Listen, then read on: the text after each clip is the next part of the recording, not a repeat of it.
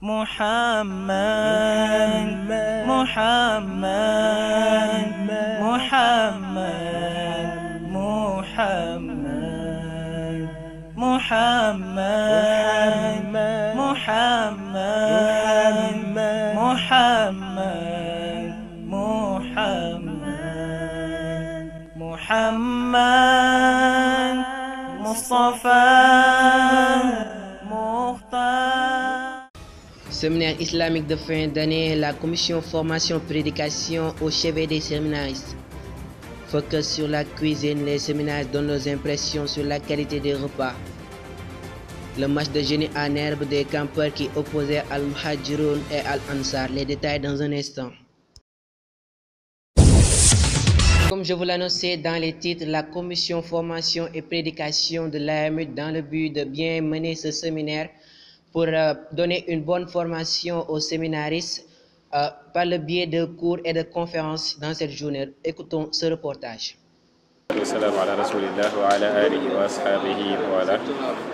Après avoir dit Allah subhanahu wa ta'ala et prié sur son noble messager Muhammad sallallahu alayhi wa sallam. Donc je me nomme Khalifa Diaw, donc je suis l'ami de la commission formation et prédication de l'AMUD, la commission qui se charge des programmes de formation de l'AMUD. Parmi ces programmes, on a le SIFA, qui est le séminaire islamique de fin d'année. Donc durant le SIFA, c'est une période de formation pour les membres de l'AMUD.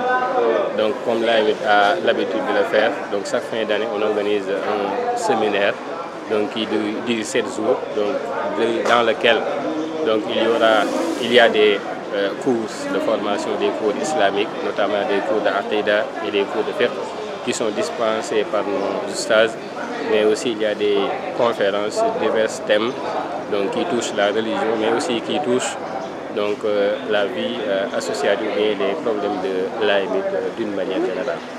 Donc pour l'organisation du séminaire, donc la CFP, qui est la commission formation et prédication, donc se charge de tout ce qui est formation islamique durant le séminaire, c'est-à-dire l'organisation des cours. Donc quand on parle de l'organisation des cours, donc il y a le contact des ustaz donc, qui vont charger donc, de dérouler des cours. Et là-bas, lorsqu'on parle des problèmes donc, par rapport à l'organisation du SIFA, donc le plus grand problème que rencontre la commission, c'est le problème de la disponibilité parfois des ustaz.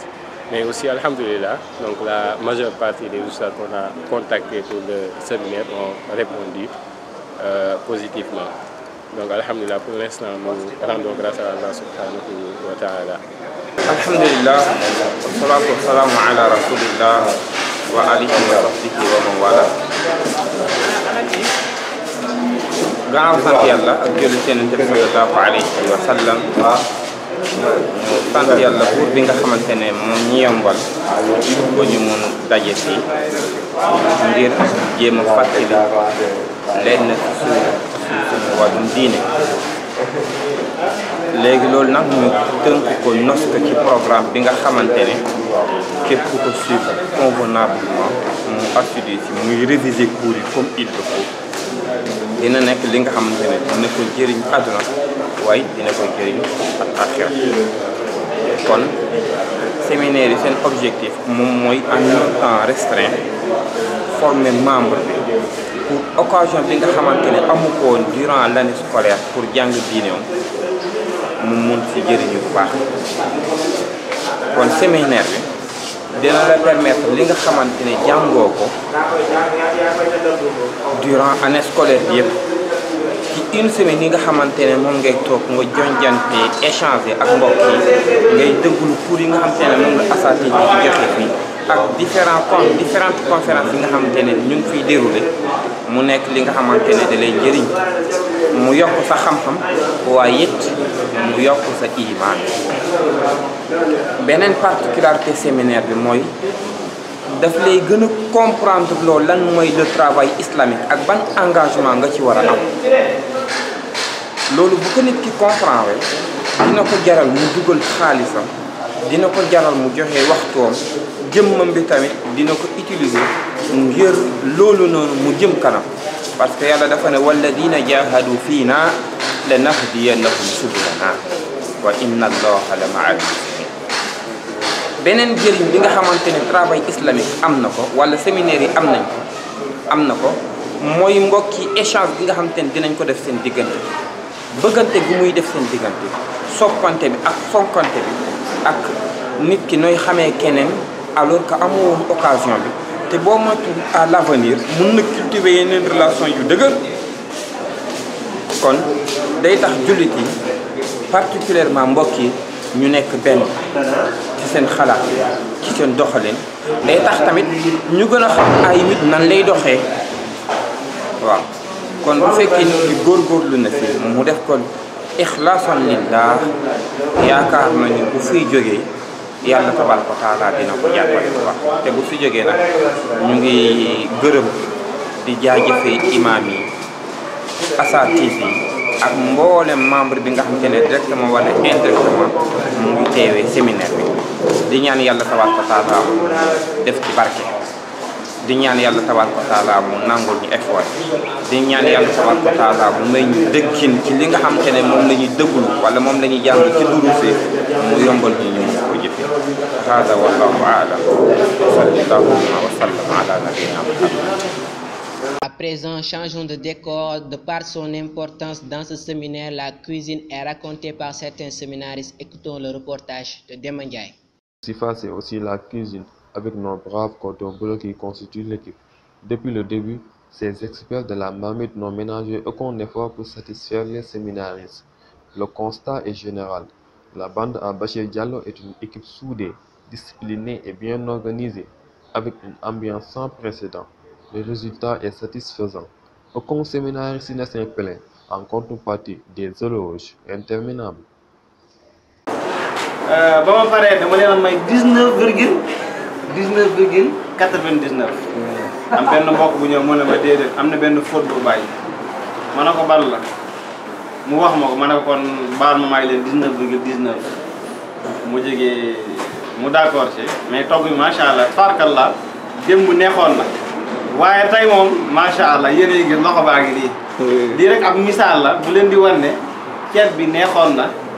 macha allah ndax ba tey nii maa ngi ñiit sama loxo maa ngi koy mar ndax cafka bi ci nekk kon maa ngi leen di sant bu baax a baax di leen gërëm vraiment AMIT war nañ leen a delloo njukkal ndax lii ñeneen ñoo waroon a ñëw def ko yéen ngeen ne déedéet ñun mun nañ ko def kon vraiment ñu ngi leen di sant di leen gërëm di ñaan borom bi subhanahu wa taala jëf ju baax jooju yàlla def ko seen misaan xasanaat. qui a été là et les autres aussi qui sont là par exemple les présidents. Donc tout le monde a mangé à sa faim. Vraiment, nous sommes vraiment très ravis et nous sommes contents.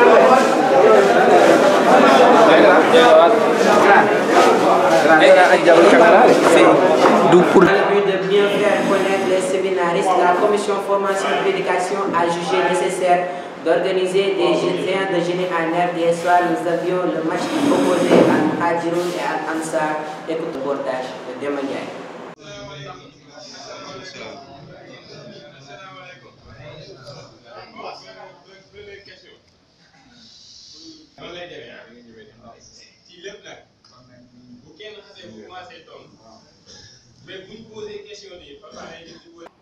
Le SIFA est aussi l'occasion de tester les connaissances acquises durant les cours et conférences. Ainsi, les matchs de génie en herbe ont été âprement discutés entre les équipes.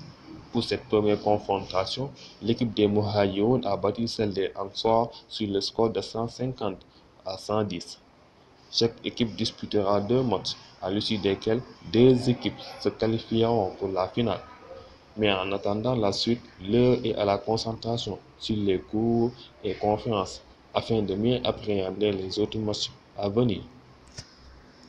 C'était tout pour ce soir, chers téléspectateurs. Merci de votre fidélité, merci d'avoir suivi. Nous souhaitons de passer un excellent séminaire. Bonne soirée. Assalamu alaikum wa rahmatullah.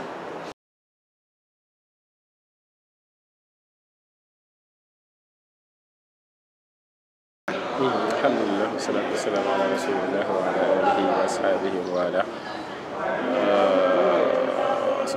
nañu commencé waat.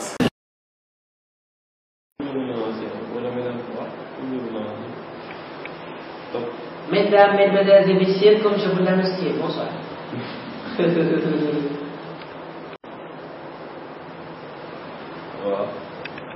Mesdames, Mesdemoiselles et Messieurs, bonsoir. Comme je vous l'annonçais dans les titres, l'AML, fidèle à sa tradition, tient son séminaire islamique de fin d'année, communément appelé SIPA, à partir du dimanche 28 juillet 2019.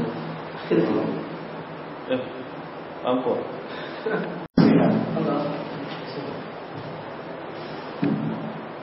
Début des activités du SIPA, édition 2019 de dimanche 28 à la mosquée Ibn Mubarak de Pékin.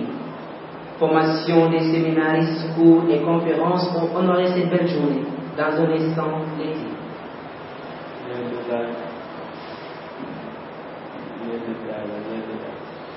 Les détails dans un instant.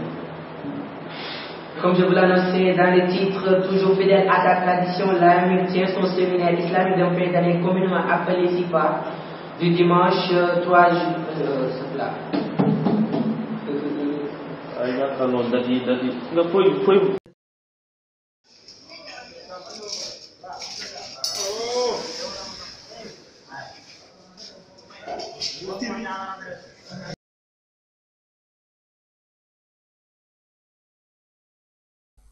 محمد محمد محمد محمد